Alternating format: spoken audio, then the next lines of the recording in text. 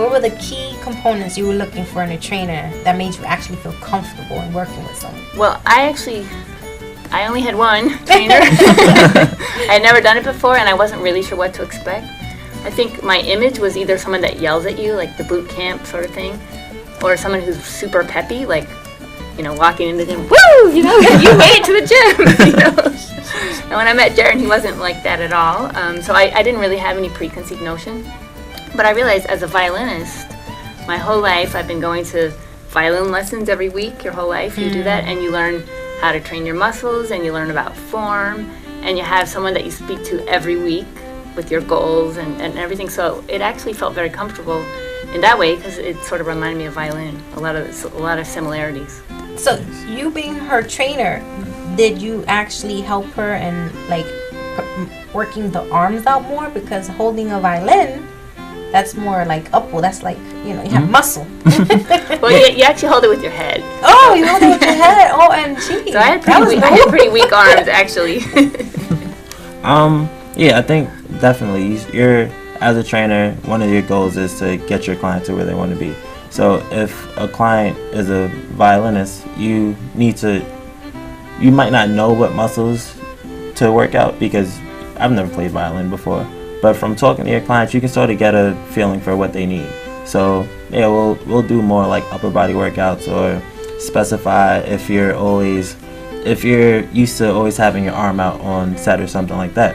All right, let's do some more arm work. Let's tone up the arms a little bit like that. Nice. So. Interesting.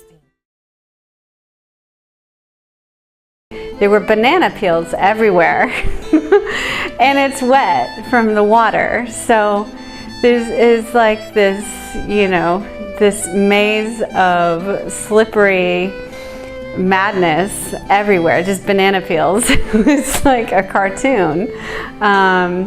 So that was a surprise. And I would say my last surprise was how connected I felt to New Yorkers the day of the race, especially going through certain neighborhoods. I would say Fort Greene was just unbelievable. What kind of spirit is in that neighborhood? It was just, it really felt amazing. I felt more connected to the people of New York, just seeing the spectators. But to have people cheering you for hours and hours, you really start to love New York. There's a lot of reasons sometimes to get frustrated with New York, but if you run the marathon, you really do love the people for more than a day.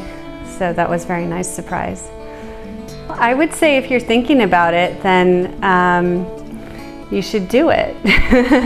I think if I could have, I would have loved to have even a little bit more support. There's groups you can join, running clubs, trainers you can get. If I could have had a personal trainer, I think that would have been great.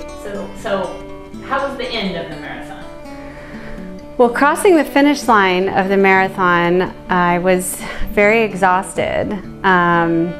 So it was really about finding energy again and getting home, but pretty shortly after, I felt just that I had accomplished something really special, and I can own that the rest of my life, that I did something really great for myself, and nobody can take that away from me. And I have the medal, but I will always have inside me that I ran the marathon.